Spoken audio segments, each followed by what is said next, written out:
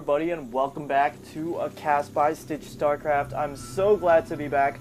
I'm really excited to cast this game today. I'm bringing you a very special game today. It's going to be a member from my new team. No, it's not mOOnGLaDe. mOOnGLaDe right now is part of the SC2C.com team. It's a new team, and SC2C.com apparently felt like they should sponsor mOOnGLaDe to Germany for the IEM Intel Extreme Masters competition. And so mOOnGLaDe actually belongs to SC2C now.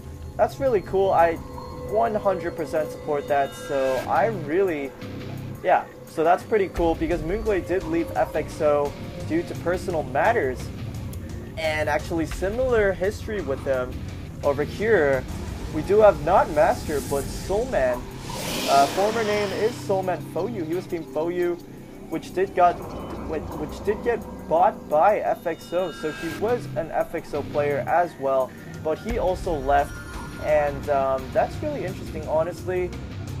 Personal opinion over here. Don't judge it, but like it's pretty interesting between FXO and FOU. We also had SC, aka SC FOU back then. He also left FXO.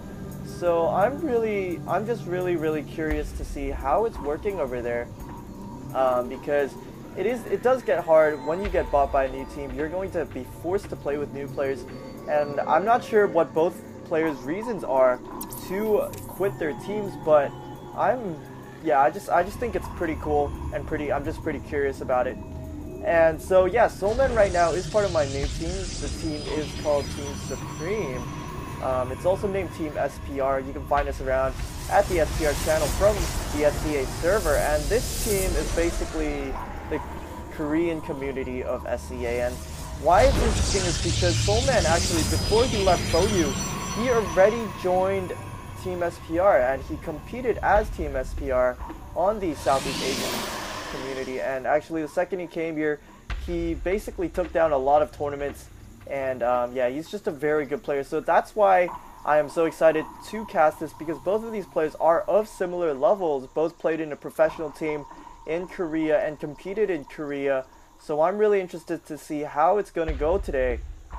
And right now, looking back at the build, we do have mOOnGLaDe starting off with the 14 pool and the early extractor just to get the speedling. This is a very good build for a safe macro opener against the Protoss, because the thing is, usually you will see some Protoss players go for a fast forge into expansion. Maybe it would be a forge and then Nexus and then the cannon. And if they ever do that, you can just really just do some speedling run-bys. I mean, you can just run past the cannon and straight into their main, and that would be absolutely devastating for the Protoss players. So it's a very good opener. I have nothing against it. I absolutely love it. I think it's possibly one of the best and safest openers for a Zerg player to do. We do have a Stalker coming out over here.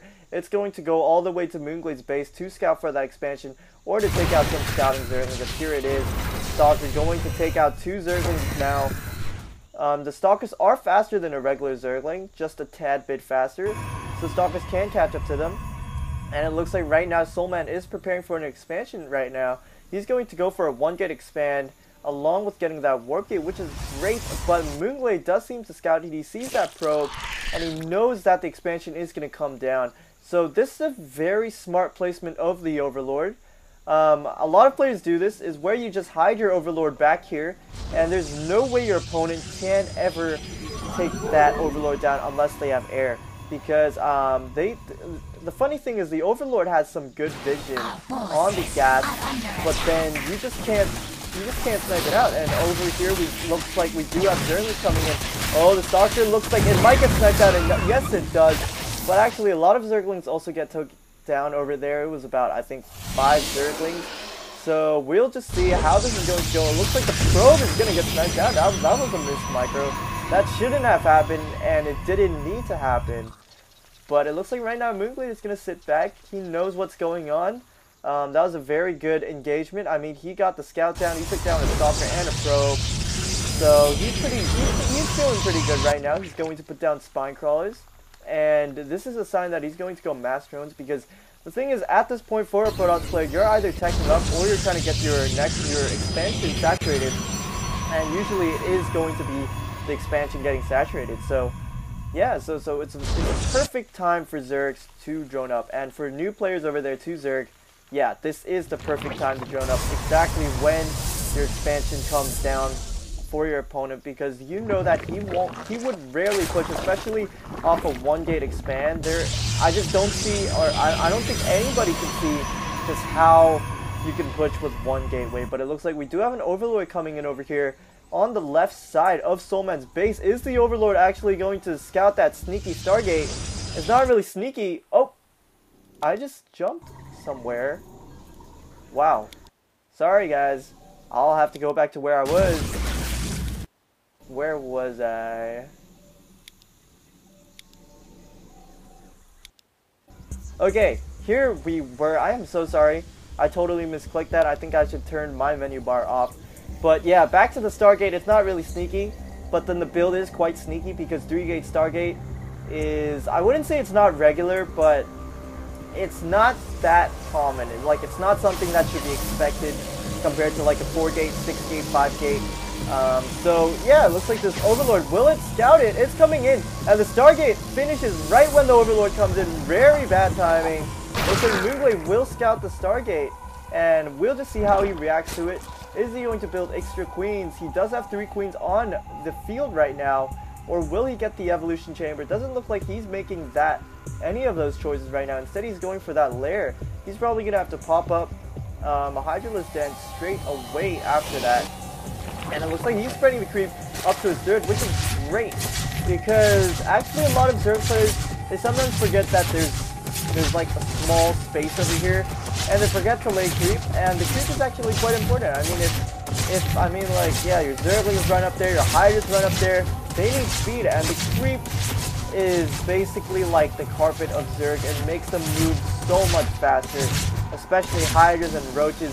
You need them, and it looks like, whoa, did we just have an Overlord get sniped out? Yes, I believe so. The Overlord over here did die to the Void Ray. It looks like this Void Ray is going to be joined with the Phoenix, and they're going to snipe another Overlord out in the Watchtower. I don't know why the Overlord should be at the Watchtower. That is the worst position an Overlord should be placed when you already have the Watchtower. But that's what's going to happen, and it looks like another Overlord's going to get sniped out. So yeah, I mean, the airplay by a Protoss player is pretty good. I like it because, first of all, Zergs don't get air that early, and even if they do, it wouldn't be such a good way to spend your money usually. Yeah, exactly what you're seeing right now. Zergs will spend it on Hydras instead, but Hydras are slow. They're a lot slower than Phoenix is, so there's really just, it's just really good because you get that early map control. You can go around scouting those Overlords. Don't let those Overlords get that map control, and don't let them just look around. But it looks like Hydras do pop right now just as the Phoenix is coming. Will the Void Ray get sniped out? That is my question. Oh, it decides to aim down the rocks, and it does die. That Void Ray did not drink his coffee today because he just targeted some neutral rocks which don't do anything. But we do have 4 Phoenixes coming down here. We'll probably expect more harass to be done. It looks like the air production has stopped for Soulman, as he did see the Hydras. He is going for his 3rd right now, so do take that down as a notice. Here comes the Phoenixes once again. They're going to go into the main, and they're going to try to pick up the Queen, but Spore Crawlers are going to be here. Or no, they're not. They're actually not here. There were no Spore Crawlers, but then the Queen gets sniped out. That's really bad news, and it looks like they can even grab some drone kills. 1 drone. And it looks like the Hydra's coming here. They're going to be like, get out of my house. But it looks like the Phoenixes are just going to go to the natural and try to get some kills. They might take the Queen out, but the Queen does run away. Instead, they will be taking drones and another Overlord. Oh my goodness. This Phoenix harass is just so cost effective. And yeah, it looks like they're going to run away feeling safe and sound. And finally, the Spore Crawler is dropped. So after that Spore Crawler is dropped, there's not going to be as much drone harassment. And looking back at the Protoss build, what does Soulman have? Soulman, he does have his armor +1 right now. He also had his attack +1, and I like what he's doing here. he is actually walling off this back door, and it's really, honestly, against Zerg players, I think this is really needed, because it's just so easy for Zergling run-bys. Like, let's say your army is attacking right into the Zerg base, and the Zerg decides to send 50 Zerglings over to your third. They take down the destructible rocks. They can run straight into your third, take down all your probes, and then straight down into your natural and take down all your probes. So it's really important. Do not underestimate this little opening over here. I mean, yes, there's destructible rocks, but when you come into a mid-game, 2000 HP of destructible rocks won't really save you that much at all. So this is very interesting. It looks like the Phoenixes are coming in over by the third. And what does the third have? The third has a spore crawler building, but there are 2 open drones that can get sniped easily. 2 more coming right now. A drone gets picked up, 2 drones get picked up, and they're gonna leave. Is the queen gonna get picked up? Oh, the Phoenix actually, do they actually have energy for it? I'm not sure. Yes, they do have energy for it, but it just doesn't look like they want to pick anything up. They're probably too lazy. They're like, oh, I just used all my graviton beam, man. Just give me a break. So they're gonna go back home and they're gonna charge as they just go on their turbos. I mean, Phoenixes are the fastest unit in StarCraft too, so they are really mobile and they give you a lot of map vision. You can use them to scout really well. And it looks like right now Soulman is working on the destructible rocks. Back looking at the economy tab, which I haven't looked at for the whole game, Soulman and mOOnGLaDe have been quite even. I don't think any of them went to a 10 harvester gap. So both players are going to be quite even in this matchup. But then the thing is, Soulman is way behind in supply. He's behind by 40-something supply. And that honestly surprises nobody, because he did have to make a tech switch. He started off with the Stargate, then he went into Blink Stalkers, then he went into Colossi now. So he actually made a huge tech switch. And whenever you make a tech switch, it will take down on your army production, obviously, because you need to switch for that army tech. But it looks like an Overlord comes in for the scout, and that Overlord has saw all he needed to see. He saw the robotics bay working. He saw the Twilight Council, which means obviously that there's going to be Blink Stalkers and there's going to be Colossi. And he realizes that no longer is Soulman going for those air units. As we take a look now, we do have Blink Stalkers coming in from the middle. They're going to try to push back some creep, which is great. Whenever you play a Zerg, you have to push back the creep. There's just no way you can just, let the creep spread all the way to your base, because it gives them vision and it gives the army speed. And it looks like we just had a blink there after seeing mOOnGLaDe's maxed out army. mOOnGLaDe is ahead by 40 supply. Most of it is army. And I'm not sure if Soulman will be able to defend this.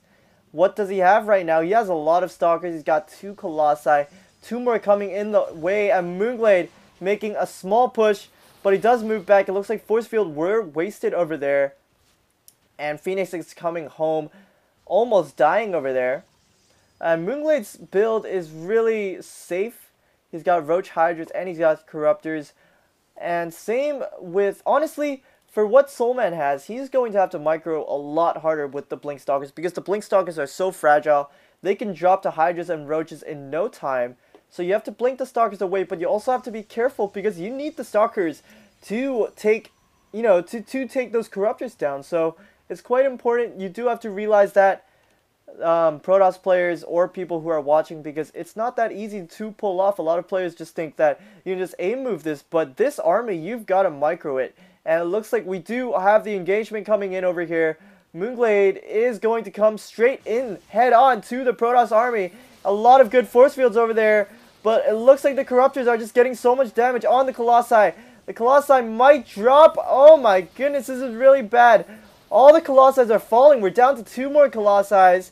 1 more Colossi. I don't know how Soulman can protect himself right now. He's got a huge warpin at the back, but a lot of the Zerg army is just not getting to the ground army of the Protoss. And it looks like mOOnGLaDe is going to lose this engagement. And will he actually lose the game because of this, as these Stalkers are pushing straight into the main? And wow, actually mOOnGLaDe, all his Corruptors have done really well. he didn't lose a lot of Corruptors, but in return, he lost so much ground army. And it's just really bad. Another great force field blocking the army from coming in here. Soulman is on his A game. A huge drone transfer as well. And here comes the Roaches. Some very good Blink Micro, making sure that each Stalker does not go past his shield. Oh my goodness, this Blink Micro is absolutely amazing. And wow, it looks like mOOnGLaDe.